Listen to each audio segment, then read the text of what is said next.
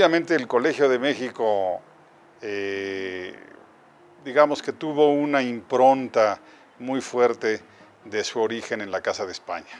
Entonces, durante muchos años, durante los primeros 20 años, en el colegio predominaron algunos de los profesores o los profesores que llegaron de España, historiadores, sociólogos, críticos literarios, en fin. Algunos dejaron México, pocos, ¿sí? Medina Echavarría, León Felipe dejó la institución, pero seguía siendo básicamente una institución de españoles con temática española o con temática más bien hispano-mexicana, hispanoamericana, literatura hispanoamericana, historia hispanoamericana y demás. Esto se prolongó hasta más o menos 1960, donde hubo un gran cambio. Se creó el Centro de Estudios Internacionales, principios de los 60, 61, 62, y un par de años después, lo que hoy es el Centro de Estudios de Asia y África. Comenzó con otro nombre, pero lo importante es el objetivo.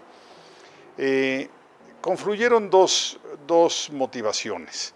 Una, que el gobierno de México le pidió al Colegio de México la formación de diplomáticos profesionales. Y lo segundo, el gobierno de México también requirió de gente que entendiera lo que estaba pasando en el mundo, esto es, analistas y diplomáticos, funcionarios. Es comprensible, 1961, 62 es la Revolución Cubana, problemas en el sudeste de Asia, las guerras de descolonización en Asia y África después de la Segunda Guerra Mundial. El mundo estaba muy complicado. China, India empezaban a surgir como países independientes. En fin, esto hizo que se creara el Centro de Estudios Internacionales y luego la sección en Asia y África. El siguiente gran cambio, bueno, tendré que decir que a partir de ese momento el Colegio de México va a tener como uno de sus grandes emblemas, una de sus grandes características, un tremendo cosmopolitismo. A partir de entonces el Colegio de México se convirtió en la institución pues, más cosmopolita, no diría yo nada más de México, de todo el mundo hispanoamericano. El siguiente cambio, el gran cambio de los 70, tuvo otras motivaciones. Empezaron a producirse en México, a padecerse crisis económicas recurrentes, crónicas. Empezó a padecer el país un problema gravísimo de crecimiento poblacional. Empezó también Ciudad de México a convertirse en un problema, dejó de ser aquella ciudad risueña de los 50, alegre, donde todos vivían felices, para empezar a tener los primeros problemas de una megalópolis cualquiera. Y entonces el Colegio de México crea, fueron cambiando de nombres, pero crea, digamos, centros en donde se va a estudiar y se van a hacer investigaciones en economía, en demografía, posteriormente en asuntos urbanos, sociología y demás. Estos son los tres grandes cambios en la historia del Colegio de México. Yo agregaría todavía un par de cosas. El Colegio de México desde un principio fue creado no para formar profesionistas, el número que tenemos pues muestra muy a las claras que no somos una institución para profesionalizar jóvenes. ¿Sí? Eso lo hacen otras instituciones de educación superior en México, las universidades públicas, las privadas, en fin, que reciben miles, no centenares, miles de jóvenes año por año a los que tienen que profesionalizar. Es una labor encomiable, admirable, pero no es la nuestra. Nosotros lo que tenemos que hacer es formar futuros profesores universitarios en las humanidades y las ciencias sociales y también formar grandes funcionarios públicos, gente con una capacitación técnica muy particular. Esos son los objetivos del Colegio de México y creo que los hemos cumplido. Junto con esto, a través de nuestra investigación, sobre todo cuando se fundaron estos departamentos, centros les llamamos nosotros, en economía, en demografía y demás, el colegio se abocó a resolver algunos problemas nacionales muy graves. Uno de ellos fue, por ejemplo, el demográfico.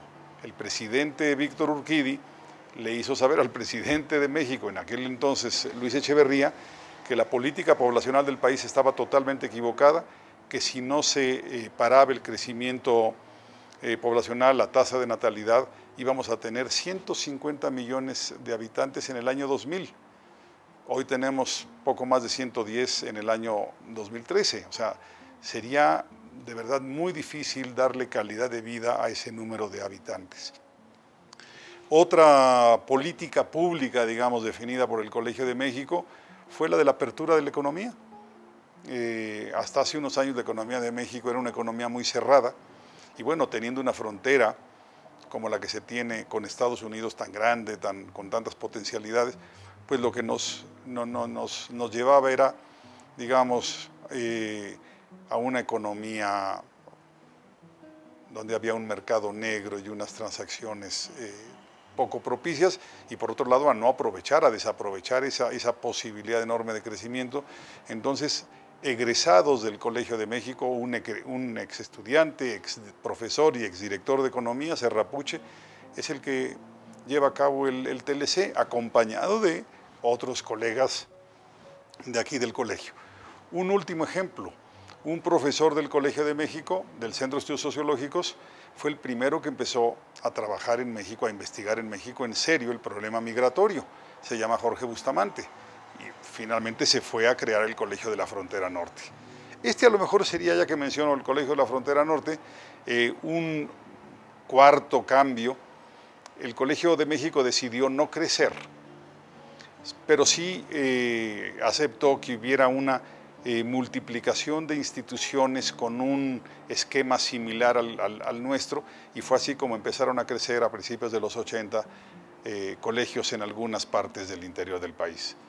Pienso en el Colegio de Michoacán y de la Frontera Norte como los primeros, luego el Colegio de Jalisco, el Mexiquense, no quiero olvidar alguno, el Colegio de San Luis, en fin, todos con una plena autonomía, pero con una cierta similitud con el Colegio de México. ¿Cuál es esa similitud?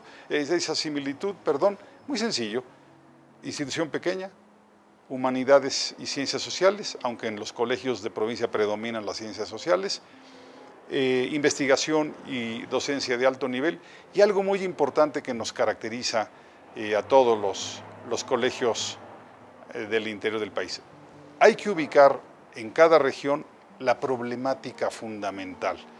Ni qué decir que en el Colegio de la Frontera Norte la problemática fundamental pues era la migración, la maquila también, dado que en la Frontera Norte comenzaron los primeros gobiernos, digamos, independientes, también es uno de los temas, los gobiernos locales, las alternancias a nivel local.